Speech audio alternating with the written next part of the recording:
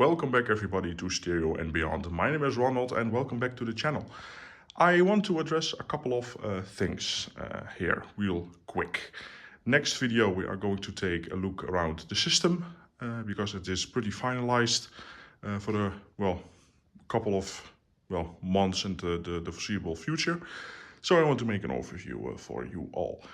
But I first want to address a couple of things. First, I have an Instagram regarding this page. I didn't really post a lot, but I want to post a lot more regarding this hobby and stuff. So I will leave a link down below if you're interested. If not, then that's fine. I'm also uploading some YouTube shorts every now and again of the system playing.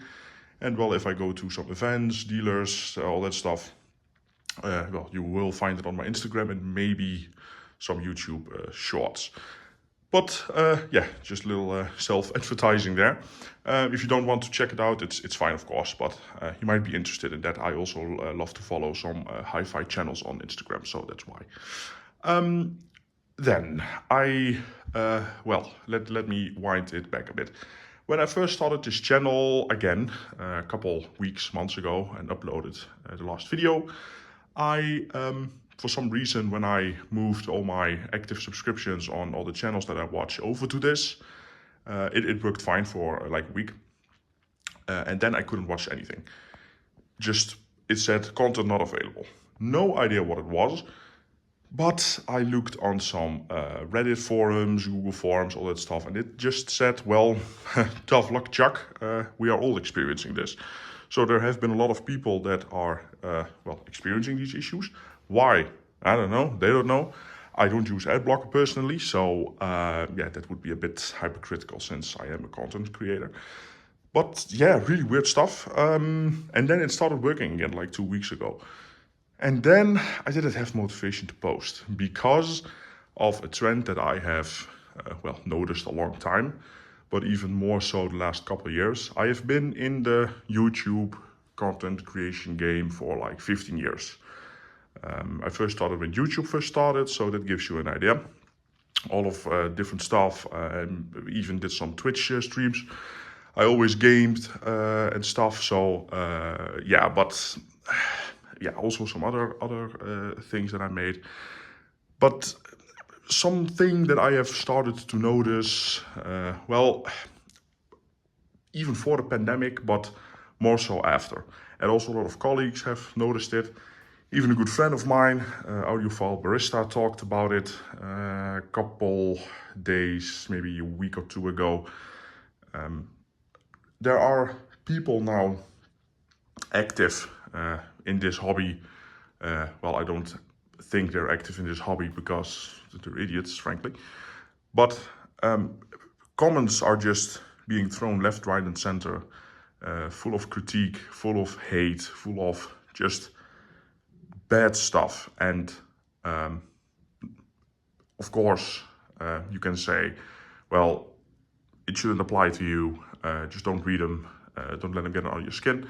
But you do. That's a lie. Pretty much all the content creators say, well, it doesn't bother me. It does bother them. It bothers me. I talk to a lot of people in the industry. It bothers them. Nobody likes to be criticized or hated on their work. Even if you do your job, your boss comes up and says, well, you did this bad. It doesn't feel good, right? And those are the people you work with day to day. If somebody comes up to you in the street, you wear a nice blue suit, somebody comes up, I don't like blue, and slaps you in the face, that's gonna hurt, of course, physically, but I'm just wearing what I like. What's the problem? And that's the whole thing. You wouldn't walk up to somebody in real life and then yelling at them, talking them down. But online, it's a safe space for a lot of people, and they do that stuff. Of course, there is the whole social media comments thing, Reddit, TikTok. That is something different. When you make videos like this on YouTube, share your personal life, that is, I think, a step further than just reels or shorts on TikTok or something like that, of some random thing that happened to somebody random, you know. I am actually filming my home, my stuff, talking about it, talking how I feel about certain things. and then getting people saying that this is bad, you're bad, you don't know what you're doing, all that stuff, that hurts a little bit. Take this analogy, for example. If you buy a Porsche, really nice Porsche, 911, let's say, a €150,000 car,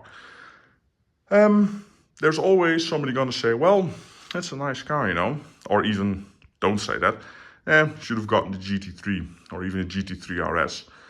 Keep in mind those cars are twice the price of a standard 911. And even if you get that GT3, for example, like 400, 500,000 euros at the moment, there's always somebody going to say, nah, it sucks, should have gotten a Ferrari, Lamborghini. And if you get those cars, like 700, 800,000, yeah, well, should have gotten a Bugatti or a Koenigsegg. And even if you get those cars, then you're just a rich asshole. So people are always,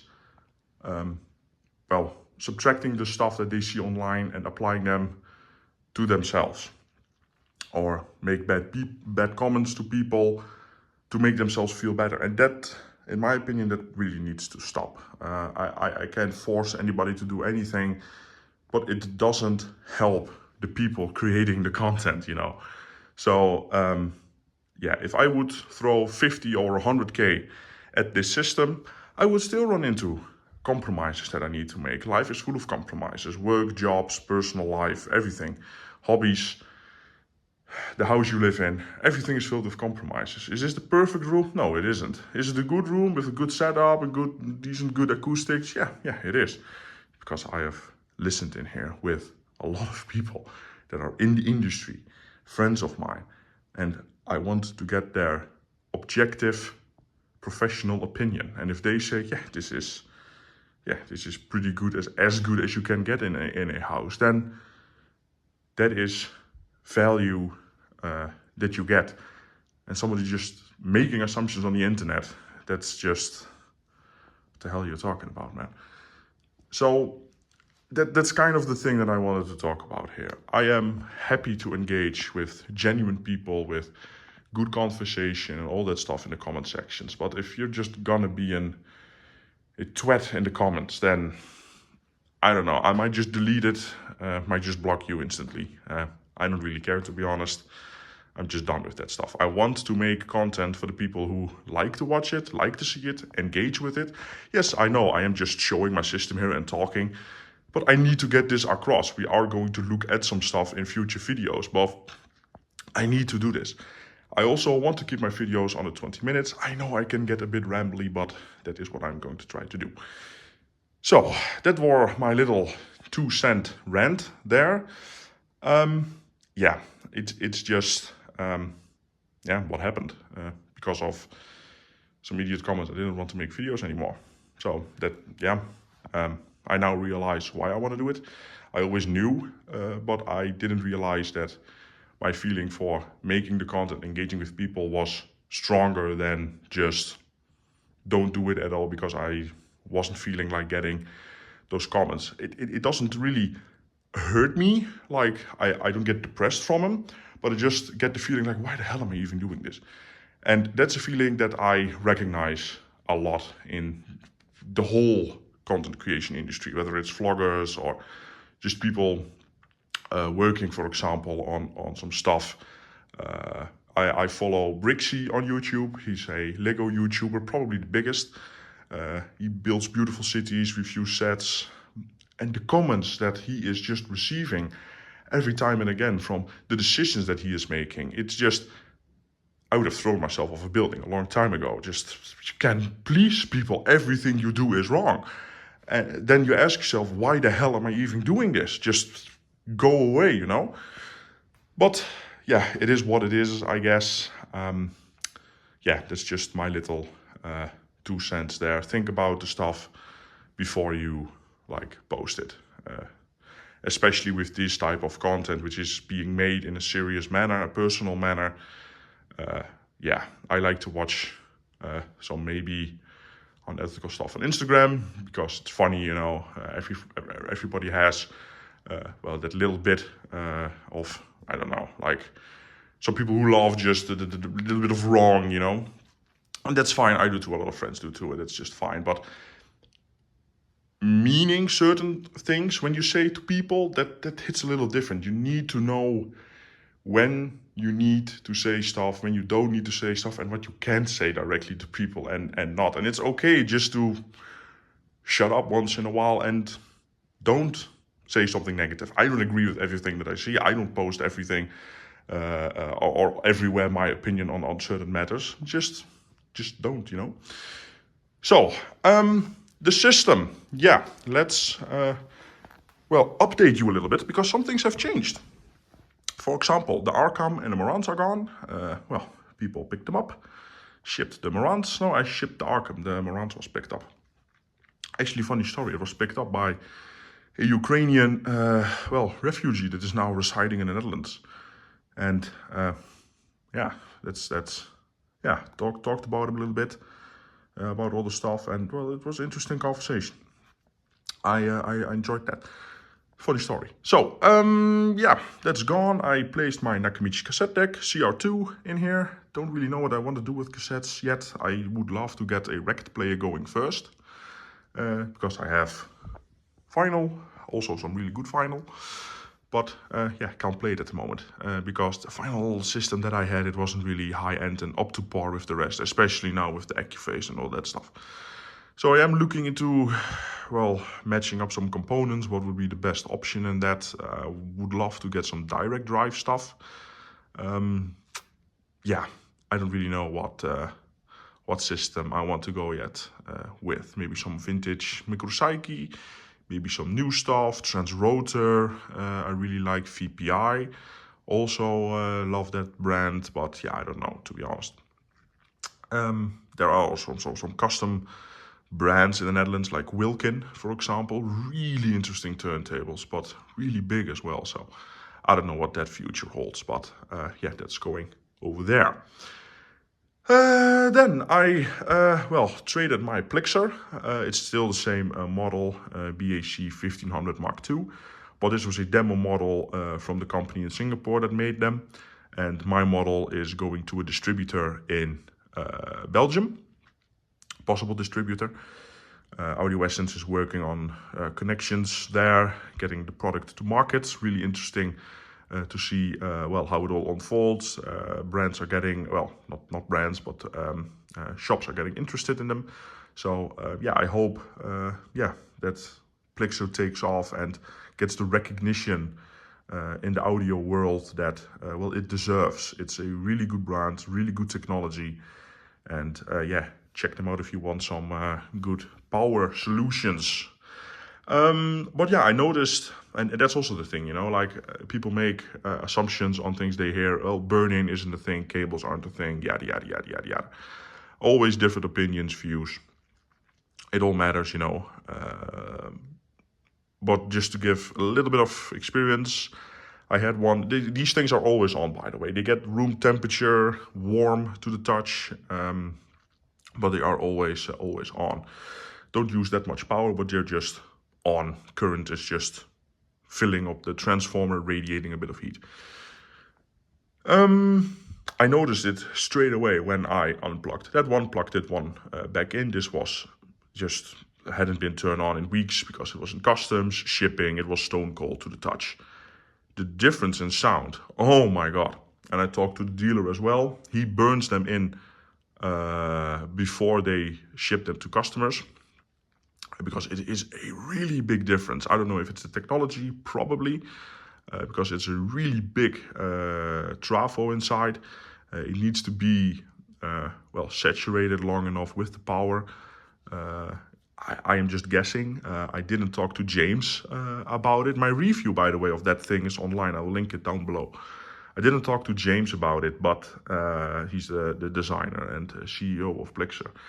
But I can only imagine that it is indeed a burn-in / warm-up saturation thing. But it's just my 2 cents. If you believe it or not, it's up to you. I have multiple sources that are experiencing the same thing that I did. So just based off multiple experiences, I'm just going to say that it is true. And if you behind your screen haven't never heard of Plixer, just make the assumption that it isn't because burn-in isn't a thing. Yeah, it's fine as well. Just know the facts, you know. So yeah, that happened. Also placed my Denon in there. It's just it's a pretty high-end Denon DVD player at the moment. It also plays CDs, SACDs and stuff. But yeah, I don't have a lot of physical media anymore. I digitize everything. I have, since I am working in IT, I have a server and multiple servers and a network and all the stuff you would experience in a IT person's home. Yeah, just based on their profession, all kinds of automation and stuff. So yeah, I don't have any physical anymore. Some old stuff, yeah, but I want to digitize that. So it's just here for filling up space, because I'm still waiting on planning with my friend to get this rack remodeled, some higher legs. Because people are also wondering, the AccuFace doesn't get enough cooling, etc. Meanwhile, that thing gets hotter than the AccuFace, but you know, it's always the AccuFace, and nobody talks about that. But yeah, you know. Yeah, so then that Onkyo is going down there because cable runs and everything match up at that place there. Currently I have some extensions. Oh no, you're using cable extensions. It's not permanent. It's just, I have two options. Either I don't have rear Atmos and or use extensions. Your choice. So I am using some extensions on my AudioQuest cables to meet the length to that Onkyo over there. But yeah, because of the runs, they need to be, the Onkyo needs to sit there. Then that CR2 is probably moving over there because that thing is going over there to have a shorter cable run to the outlet behind the speaker. And all the other power cables are long enough for the Plixer to sit over there. So yeah, or maybe I will leave it there. I don't know yet. But I am also looking in some other DAC and streamer stuff. But next video is going to have a view of the whole system, and the video after that is going to talk about my DAC and streaming situation. So yeah, this is the situation at the moment. Yeah, Onkyo going over there, Plixer possibly going over there, and then DAC streamer, or maybe just DAC streamer stacked, because higher legs are coming, and then just maybe DVD player Nakamichi down there, I don't know. I also wanted to get the higher legs so I can stack some equipment better, because limited space, of course. But I'm seeing that I am running out of time here. This is it for now. Think about the things that I said. I still love to engage with genuine people, with genuine conversations and stuff, and talk about all of this hobby here. I really love doing that, but yeah, I can't stop the idiots from commenting, nor do I want to stop them. I just want to give a little bit of context as to think a little bit before you post. So, thank you very much for watching, and I will see you next time. Goodbye.